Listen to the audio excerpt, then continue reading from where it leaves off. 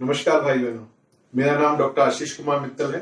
मैं senior consultant psychiatrist and de addiction specialist हूँ और मैं गुड़गांव जो कि दिल्ली एनसीआर में है वहां प्रैक्टिस करता हूँ। तो भाइयों, आज का हमारा टॉपिक बहुत ही इंपॉर्टेंट है। आज हम डिस्कस करेंगे हीरोइन एडिक्शन के बारे में। और हीरोइन में काफी सारे कंपाउंड आते हैं, वो मैं आपको बताऊंगा। और ये टॉपिक इंपॉर्टेंट इसलिए भी है क्योंकि इस एडिक्शन की वजह से एक तो पेशेंट की लाइफ बर्बाद हो जाती है, पेशेंट के साथ साथ उनकी फैमिली बर्बाद हो जाती है। पेशेंट सोशल रूप से, ऑक्यूपेशनल रूप से और व्यावसायिक रूप से पूरी तरह से इस बीमारी में बर्बाद हो जाता है। और काफी बार देखा गया है कि हीरोइन एडिक्शन में लोगों की डेथ भी हो जाती है, कि काफी बार वो ओवरडोज कर लेते हैं। तो सबसे पहले हम डिस्कस करते हैं कि ओपियोइड कंपाउंड होते क्या क्या है। तो इसमें हीरोइन होता है, जिसको डाइएसिटाइल मॉर्फिन भी बोलते हैं। स्मैक होता है, चिट्टा, डोडा, पोस्ट, मॉर्फिन, अफीम, ब्राउन शुगर, कोडीन, ये सब ओपियोइड कंपाउंड है। और कुछ लोग कफ सिरप भी पीते हैं, जैसे कि उनमें कोडीन होता है, तो वो भी ओपियोइड एडिक्शन के अंदर आती है। और कुछ लोग दवाइयां लेते हैं जिसमें जैसे स्पाज्मोप्रॉक्सिवन के कैप्सूल होते हैं, वो भी ओपियोइड एडिक्शन में आते हैं। तो इन सब का नाम मैं एक साथ इसलिए ले रहा हूं क्योंकि ये एडिक्शन एक जैसे ही हैं। तो अमाउंट का यूजुअली फर्क होता है लोगों में, किस अमाउंट में यूज कर रहे हैं, और जो नशे की तीव्रता है उसमें थोड़ा सा डिफरेंस आता है।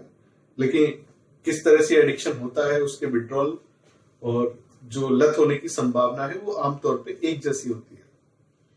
कुछ लोग इंजेक्शन भी लेते हैं, जैसे फोर्टविन का इंजेक्शन लेते हैं, तो उन लोगों में काफी कॉम्प्लिकेशन के भी चांस होते हैं, जैसे कि जो कि डिजीजेस होती हैं, HIV, हेपेटाइटिस वगैरह, ऐसी डिजीजेस ट्रांसफर होने के चांसेस ज्यादा होते हैं क्योंकि वो लोग निडल वगैरह शेयर कर लेते हैं दूसरे ड्रग एब्यूजर से। काफी लोग आजकल स्मैक वगैरह को ही इंजेक्ट कर लेते हैं, तो वो भी काफी खतरनाक है। तो इस एडिक्शन की कॉम्प्लिकेशन क्या होती है? तो सबसे पहले हम देखते हैं कि कॉम्प्लिकेशन यही होती है कि पेशेंट का बहुत सारा पैसा इसी में खर्च हो जाता है। पेशेंट यूजुअली 10,000 से लेके 2-3 लाख रुपया, उससे भी ज्यादा पेशेंट महीने का इस एडिक्शन में खर्च कर देता है। और एक बार लत लग जाने के बाद तो पेशेंट को मजबूरी में खर्च करना पड़ता है कि उसको तकलीफ ना हो, क्योंकि अगर वो सब्सटेंस नहीं लेगा, इस चीज को नहीं लेगा, तो बॉडी में काफी तकलीफ होती है। तो पेशेंट इसलिए सब्सटेंस लेता है बाद में। तो जब मैं एम्स में था तो हमने कुछ पेशेंट ऐसे देखे थे कि उन्होंने जब अपनी हिस्ट्री दे रहे थे तो बताया था कि गांव के कुछ लोगों ने उनको एडिक्शन इसलिए डलवाया कि वो और उनकी फैमिली फाइनेंशियल रूप से वीक हो जाए। तो इस एडिक्शन में इतना सारा पैसा पेशेंट का बर्बाद होता है कि वो पर्सन और उसकी पूरी फैमिली फाइनेंशियल रूप से वीक हो जाती है। तो काफी बार हमने लोगों को देखा कि वो अपने घर बेच देते हैं, अपनी प्रॉपर्टी बेच देते हैं, सारी सेविंग खत्म कर देते हैं इस एडिक्शन की वजह से। अब जब लोगों के पैसे खत्म हो जाते हैं तो उनके इलीगल एक्टिविटीज में भी इन्वॉल्व होने के चांसेस हो जाते हैं। तो काफी बार लोग क्राइम में फंस जाते हैं इसमें, या पिक पॉकेटिंग करने लग जाते हैं और इलीगल मीन से पैसा कमाने लग जाते हैं। घर पे वो झगड़ा करने लग जाते हैं पैसों के लिए। ऐसे लोगों की सोशल लाइफ बिल्कुल खत्म हो जाती है। वो केवल इस नशे को प्रोक्यूर करने में, उसको यूज करने में ही अपना सारा समय बिता देते हैं। काफी लोगों को डिप्रेशन के भी सिम्टम आने लग जाते हैं इस बीमारी से, और हेल्थ का तो लॉस काफी होता ही है इस बीमारी में। तो भाई बात ये है कि इसको डायग्नोज कैसे किया जाए। वैसे पेरेंट्स आप कैसे जज करें कि बच्चा कुछ ले रहा है या नहीं ले रहा है, कुछ एडिक्शन कर रहा है या नहीं कर रहा है। तो आप देखेंगे बच्चे का बिहेवियर चेंज होने लगेगा, बच्चे का जो चेहरा है, उसकी हेल्थ है, उसमें बदलाव आने लगेंगे।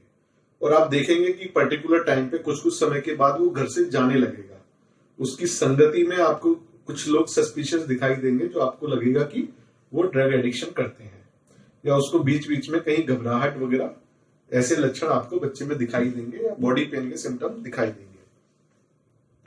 उसकी नींद, आप कभी कभी देखेंगे नींद डिस्टर्ब हो रही है, रात में वो कभी जा रहा है, आप देखेंगे कि घर पे से पैसे गायब हो रहे हैं, तो आपको थोड़ा आइडिया लग जाएगा। और अगर आप कंफर्म करना चाहते हैं कि बच्चा एडिक्शन कर रहा है या नहीं कर रहा है, तो आप उसकी यूरिन की या ब्लड की जांच करा सकते हैं, जो कि बहुत सिंपल होती है। हम अपने क्लिनिक में भी ये जांच करते हैं। तो इसके यूरिन की जांच के विषय में भी मैंने एक वीडियो बनाया है, वो आप लिंक में उसका आप डिस्क्रिप्शन में मैंने लिंक दिया है, वो आप देख सकते हैं। अब बात आती है कि अगर पेशेंट को एडिक्शन से रोक दिया जाए तो क्या। तो सबसे पहली बात, पेशेंट को एकदम से एडिक्शन से ना रोके। अगर आप किसी को जानते हैं तो आप उसका इलाज कराएं, ऐसा नहीं कि एकदम से रोक दें। तो कुछ हमने फैमिलीज में देखा है कि उनको पता लगता है कि इसको बच्चे को एडिक्शन है, तो वो उसको बंद ही कर देते हैं, एकदम कैद करके रख देते हैं, जिससे कि उसको सीवियर विड्रॉल होते हैं। तो हमको नहीं पता कि हीरोइन के साथ बच्चा और भी कुछ चीज ले रहा है कि जिससे कि हो सकता है बहुत ज्यादा सीवियर विड्रॉल हो जाए। हीरोइन के ही विड्रॉल, ओपियोइड कंपाउंड के ही विड्रॉल बहुत सीवियर होते हैं। तो उनको एकदम से बंद करके ना रखें, आपको उनको इलाज के लिए ले जाना चाहिए डॉक्टर के पास, ना कि एकदम से बंद करके रखना चाहिए। और संभल के काम लेना चाहिए, एकदम गुस्सा नहीं करना चाहिए, प्यार से समझाना चाहिए और प्यार से समझा के ही ट्रीटमेंट पे लेके आना चाहिए। अब जब कोई ट्रीटमेंट में आता है तो ट्रीटमेंट कैसे किया जाता है उस चीज का, और एडिक्शन का, ओपियोइड एडिक्शन का। तो ट्रीटमेंट में हम सबसे पहले डिटॉक्सिफिकेशन करते हैं। डिटॉक्सिफिकेशन में जिन पेशेंटों को एडिक्शन बहुत लंबा नहीं है और कम अमाउंट में ही सब्सटेंस लेते हैं, तो उसमें डिटॉक्सिफिकेशन काफी अच्छा काम करता है।